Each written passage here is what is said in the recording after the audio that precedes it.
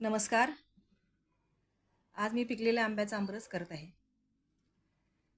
यासाठी लागणारं साहित्य: पिकलेले आंबे, गूळ, तूप, मीठ, मिऱ्याची पूड.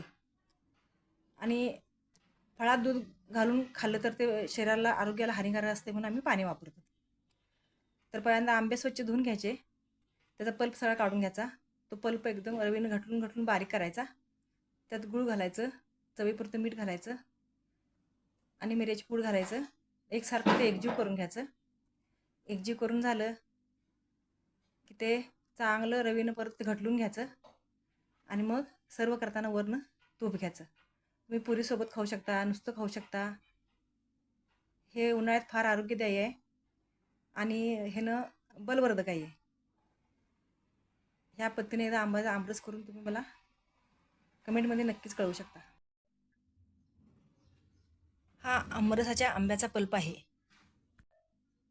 गूळ, मिरे,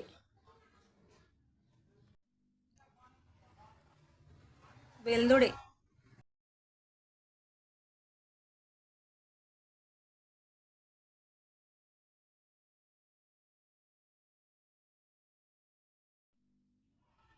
असं हे पिकलेल्या आंब्याचा आमरस तयार झालेला आहे.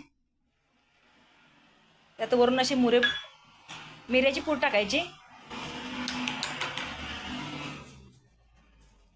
आणि हे तूप.